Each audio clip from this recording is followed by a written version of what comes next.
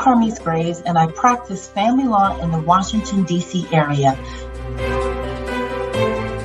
One of the questions we have to think about, like say if you're married and you're dealing with your house and you own it together, the question is, well, we have an asset that we need to deal with. Sunset, they just abandoned me and come back, they've been gone, they've been gone. They've been gone, they ain't seen nobody, so I guess it's over. Like this, man, you just can't leave. Not true. Okay, that's what they call me. Are there people throughout history that despite whatever circumstances, they did what they wanted to do?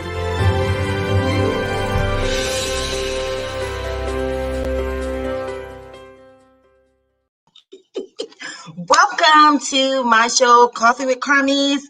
This is like the restart and the relaunch of today. I had to run it back. It was a little bit of a bumpy start, but that's what you need.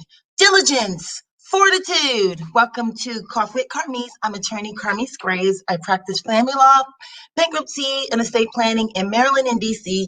And I have this weekly show where I just want to kick it with you guys, share from my unique view. I mean, I think it's hard for me to appreciate sometimes how unique my view is because it's just my view. I don't have another one. And then I realized, this is not what I would have thought, I'm shocked. So I'm sharing with you things about the law that shocked me, things that shocked my clients, things that my clients wish they would have known, things I wish you would have known so that you can make better decisions and we could just kick it, connect. You get a sense of who I am in real life because, again, I'm me and I hear these things like, attorneys, you guys kind of intimidating. I'm like, I should be intimidating for every, no. Y'all know, I don't have much sense. But anyway, so this week, I've been hearing all about the exit strategy. Ms. Graves, I feel bad, but I'll feel worse if I stay in this relationship. Get me out of this marriage. What do I got to do to get on out? Get on out. People want to beat their feet and get on down the road, and this time of the pandemic has had people really reflect on what matters most. And while you go in with the best of intentions that the marriage is going to bring you greater joy and happiness, which it absolutely can do when the people design it that way and know how to create that kind of love and bond. Sometimes you got to live and learn, you don't judge yourself. Maybe you didn't know, and it's not producing what you wanted it to produce. And you go home and every day you're just blown. You just work was better than this. And man, they done put work at home. I can't take it. I need out. So let's talk about some components of the exit strategy. So hopefully you will be in a better position to take the courageous steps you have to take for your own well-being. I'm going to be selfish for you. I'm going to be selfish for you. I'm not going to apologize for that. You're not going to get me to do it. I don't care what you say. I'm going to advocate for your individual happiness and well-being and give you permission to ponder what life would be like if you were actually happy. And if that requires sometimes a change in the marital status, and I don't say this like tongue-in-cheeky, this is not a desecration of the importance of the institution of marriage. You know what I mean? Save it. No, this is dealing with loving the individual, caring and honoring and giving the most respect and gratitude and appreciation for your responsibility to make sure that you are okay. Like when your parents handed you off to, they said, okay, their job was for you to be able to go forth and make good decisions for your well-being and make good decisions that promote your wellness, your happiness. And it gets really complicated when people, myself, all of us humans try to come together and do this relationship thing.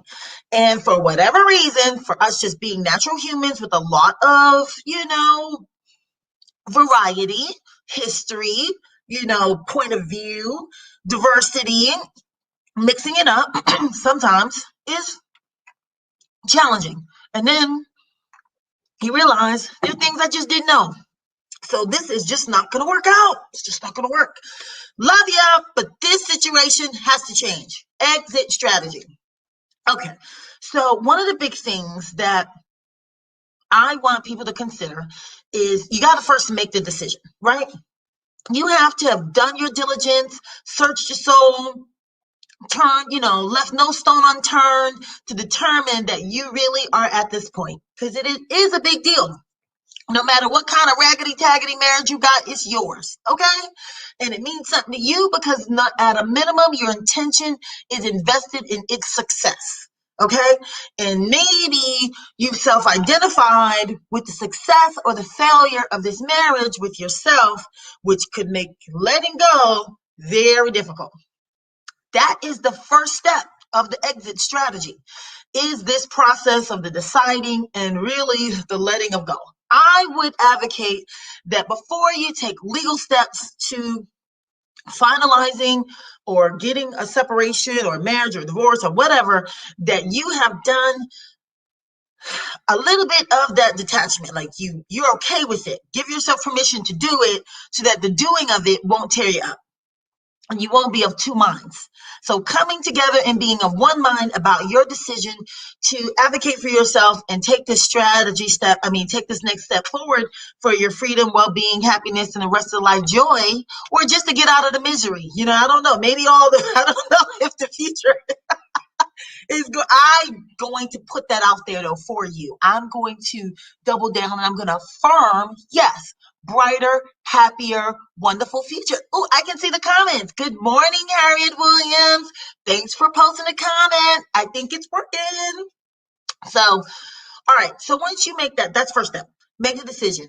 Get some emotional, get, together with it. Give yourself permission to do it. Then it's time for the consultation, because one of the things you're going to have to think about is, what does it look like for this household to be living, bifurcating itself and people living separate and apart? What does the money look like? If they're kids, what are we going to do with the kids? You know what I mean? Coming up with a strategy, who's going to stay in the house, who's going to leave. These are things that, really, and I'm going to say this, the biggest part of the exit strategy, right? First, we got to figure out this money.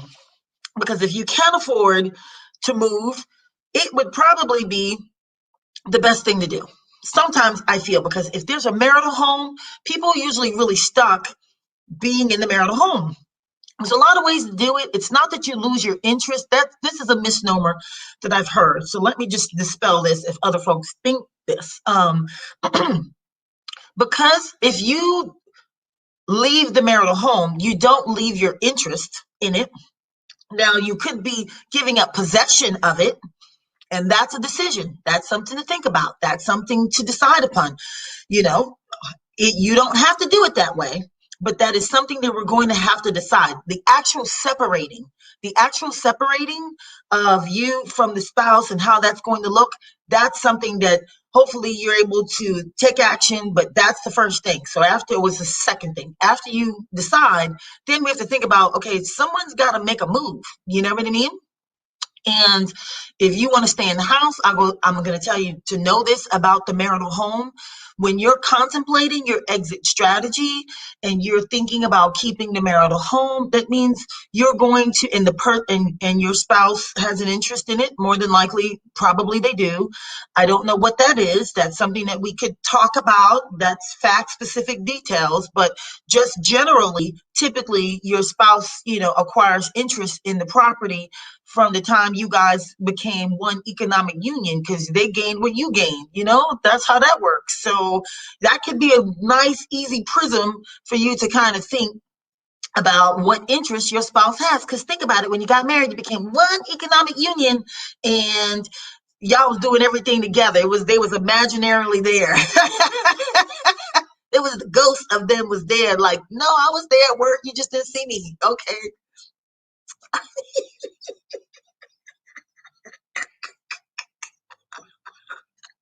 So that's why title does not really play a big factor, because it's so funny that as soon as folks start contemplating divorce, they start talking like, well, I got, the car's in my name, the account's in my name. You are not safe.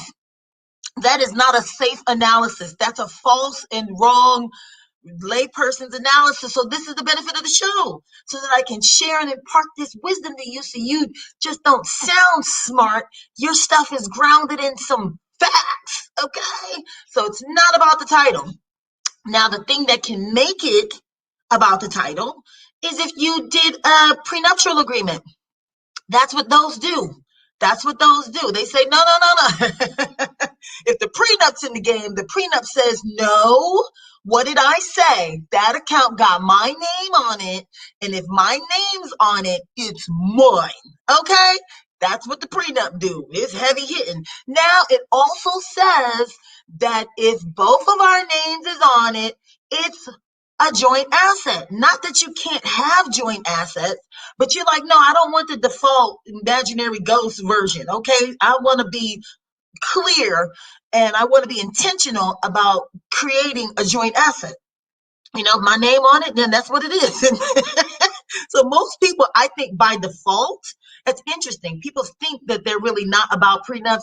Everybody about a prenup when it doesn't go well, right? Because then you start doing and saying the language of the prenup. No, got my name on it, so it's mine. I bought them before the marriage, so da-da-da. And default rules of the state, you got to check your state. I'm in Maryland and D.C. I can tell you around here, that's not how it's done. They be like this, no, when you got married, that changed all that. I'm sorry if you didn't understand that. So that is the tip there. So, misnomer, but let's go back to this house, because the separating is important. Separating is important. The interest, you retain your interest in the house, even if you move out, but you could lose possession of the house. Possession means like who's living there now, you have to make a decision on that. Sometimes people are like, I'm fine as long as I get my equity. And so, because I'm getting a lot of calls, people are still living together. So let's give the exit strategy. If you are in that scenario where you say, look, I can't afford it. Okay. They don't have that kind of money to be paying whole rents in this DMV market. That's crazy. Gotcha. Let's talk about that. So in those scenarios, we're going to really need for everyone to be on board here. The problem in this situation, we always have to look at what the deed says, because there are some claims that if only one person's on the deed. So we could see, I'm going to tell you right now, I'm not going to give I'm not going to commit and double down on this, but I'm going to tell you, it's a really red flag. It's a big red flag. Just think about it. It just makes sense. If you had an asset before you got married and then you add your spouse to that deed, you've given up half of the interest, half of the rights of possession. You still have more rights of possession if the asset is just titled to you, although the person could have an interest in it. So we're distinguishing two things here: possession, so the house, the asset, because it's real estate and you can live there, you can be in possession of it, or you can own an interest in it. Like, think about stocks. Y'all own interest only. You can't go up in the Google building and do nothing with your stock certificate. You can't demand entry into any of the entities upon which you have a stock certificate, because you don't have any interest in the possession of the business. But when it comes to the real estate, you do. So that can be maintained. There's some claims that if you are only that you separate that, like, I didn't give you title ownership of this asset. Because they're gonna get the marital interest anyway. I'm gonna keep possession. I'm gonna keep that. My title, and then that would put you in a better position that if you want to kind of do some sort of claim to have them like kind of removed from the house. It's not the most solid, but you definitely don't want to give up that leverage should it go left later. So just keep your title to yourself. Just keep it, because they're gonna then, because they still are going to accrue the interest in the property, meaning that they still have a claim, like they still can calculate money based on how much that property is accumulated, whether their name is on it or not. So you might as well just keep the title, because they still can calculate the equity unless the property was completely 100% paid off before you got married. Because if he was using our money to pay down that asset, it's our asset, right? Unless we got the prenup. So it doesn't make sense to just, you don't do yourself any more favors. And if a person needs you to put them on the deed to prove love, red flag, I said it. The red flag. Don't do it. Call me, please. Okay, let me put up the band. Oh, I'm having fun today, y'all. I'm having fun.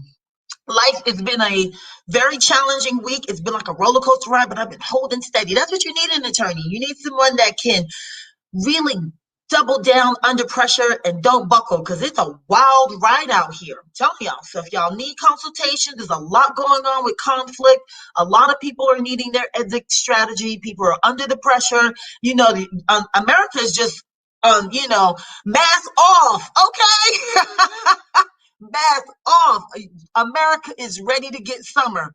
America says it is over. They done. They don't care about COVID. Who got it? Who don't? The vaccines are available. Get vaccine if you want to get vaccines. But guess what? We're not doing this no more. They are ready for the summer. They're like, everybody, do your best. Okay? They just jumped in. Everybody was like, wait a minute. I've gotten used to my mask and my protocols. I'm with it. I'm okay. And people, it seems like some people are like, look, I need more time with the mask. Personally, I don't know if I'm gonna go. I'm not comfortable mask off indoors anymore. So it's gonna be a bit of a transition, and I'm gonna allow myself to take the time that I need to take. But this is going to be a very interesting summer. Y'all keep the hands clean though. Don't throw away the hand cleanliness protocol. Let's keep that forevermore. There's no need to abandon that. Let's keep that hand sanitizer going. I think that's a good one. I wondered at the beginning of the pandemic what I would keep, you know, from COVID, and I knew it would be the hand sanitizers. I'm not going to change that protocol. And I think the grocery stores, I still want to see the wipes. Don't get rid of the wipes. Let's keep that in the budget line, y'all. Cleanliness is good. Okay. Get rid of that bacteria and stuff. Okay. So, anyway, yeah, so that was that. So, exit strategy, making that decision, giving yourself permission to move forward, actually moving forward with the separating. If you're in a situation where you and your spouse cannot separate, you're going to need to come up with a marital settlement agreement. Okay, everybody's going to need to be on board. I went on that whole thing about the title with the house and stuff, because then you call me and say, can I get my spouse out? And I'm like, are they on the title? Yes, I added them. No, you can't get them out. That's how quick that conversation go. So be careful. That's why I went on the long tirade there, because it's a big deal. Because when it's really going down and it's tense in the house and it's not going well, and y'all think, uh-oh, when the cops come, I don't know who they gonna lock up. You know what I mean? It's a brawl. It's going there. People are under pressure. So I went on all that to tell you. So the conversation, I can have some option instead of, oh, you added them to no. Well, no. Well, then the other alternative, you can't probably call nobody and get them out or file anything in district court, because that's half their house. Where they going? Now you're worried about who's paying all of the mortgage. Well, look, let's move on to the next point. What else can you do? Let's think about solutions. We got problems. Where are the solutions? That's what I care about. This is a solution-based organization coming up with solutions to divorce. So then we need to go to the written agreement. Oh, I hope for your sake that this is not, that you have a rational one that's going to be to sit down and think through some things and, come to Jesus with it and just move on. Or do we have a hot mess, that want to act a crazy fool? That's going to waste your time and money. Like, I ain't signing no papers. Oh, heck. Well, then how bad do you want to get out of this situation? Obviously, we'd have to talk. We'd have to really, really get creative. There's creative things to do. I'm not saying all is lost. You're not going to get trapped in the marriage. Okay. That's not going to be the case, but some big girl boys decisions is going to have to be made, and really, really realize and take accountability for the situation at hand. Like financially, you will have to, it's like save up some money. You know what I mean? Have some funds available for 90 days at least. We could get creative. We're going to have to get creative, but there are possibilities. There are solutions. These are the things that we have to strategically consider, so you can have an exit strategy. That's why it's not just how do you file a divorce. Nope, we need a complete strategy that really considers the issues of relocation, child support, custody, coming up with it and really walking it through so that you can land as softly as possible and enjoy freedoms of no longer being under what tyranny, distress, depression. And let me tell you, it has been quite surprising to me that, I mean, I think domestic violence towards men is underreported. I think it's underreported, y'all, because it's happening. The other side of it, narcissism is not limited to men. Mm-mm, mm-mm, mm-mm, mm-mm, mm-mm. It is not limited, and the women are vicious. Like, oh my Lord, I'm just like really shocked at some of the new cases that are coming in my doors. Y'all men, listen now, take action. The courts are for you as well. Okay? That's a part of the exit strategy. There's no cohabitating. You do not need to stay under anybody's roof dealing with domestic violence, physical violence. I mean, and women tend to spend some physical violence going on here, you know? So definitely act fast. And y'all look out for y'all family members. You think, you know, your loved one is in over their head and got a very aggressive woman that's kind of, you know, having her way and seem like it's getting out of hand, the courts work on your behalf. They're there for both sides. So that is another thing. And I'm just telling you the things that I'm like, I didn't know. I was like, oh, really? Okay. Okay. I see what we need to do here. So if there's some sort of, you know, threat to your person, you know, that's immediate eject. That's the ejection strategy. Okay. Eject, protective order. You got to go. Okay. And you can't come back around here. Okay. We got to get that border and that perimeter safe. And whoever the aggressor is, man or woman, that's not to be tolerated. And a lot of times there's so much emotional abuse that has happened that people are frazzled and scared, you know. So there's always, you know, that's why special entities like the House of Roof and things like that are there. I think they have, you know, other resources, a lot of resources to help with the totality of that circumstance. I'm not sure. I'm sure, you know, I'm sure being a man, there's probably something with, you know, not really sharing, you know, that this is happening, but I'm encouraging you to, and everybody's well-being is really important. You know, we are human beings. We're here to enjoy our lives, and we should be free from, you know, the sickness that other people are grappling with. Don't let them exact that upon you. And if you need help, let me put up the banner now. Let me put it up. You call.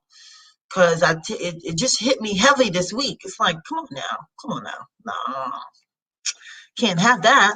Let's definitely work on an exit strategy. And I'm sure we're going to need some family support. So hopefully you have some to help with getting you into a safe environment and working on, even if it's child custody and child support because you weren't married, if there's a minor child involved, if it's just you know what I mean? Let's get you safe. And if it's a divorce, we can move forward with coming up, because sometimes they really take off like that. That sometimes, unfortunately, you know, a domestic violence situation can be the thing that causes the separation. But otherwise than that, you're going to have to make some decisions about your ability to move, what kind of finances and resources you have available, what kind of support can you count on from your spouse, whether it be child support or alimony, and how quickly you would be able to get those resources coming in from the time that you filed, kind of based on, you know, the jurisdiction, the county, and what's going on. So that's what we are looking at. That's what we'll do a deep dive into when we have that strategy session. So, you know, feel free to reach out to me. Look, it's lights out. It's perfect. It's the end of the show. And thanks so much for tuning in. Thank goodness I got some lights, so I'm completely not in the dark. So I will be back next week. We'll continue to talk. And again, thanks so much for tuning in. All right, so you guys have a good one. Enjoy the summer. It is all nice and hot outside, so get out and enjoy it. Take care.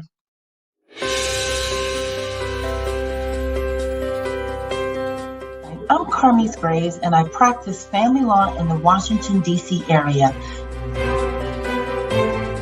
one of the questions we have to think about, like say if you're married and you're dealing with your house and you own it together, the question is, well, we have an asset that we need to deal with.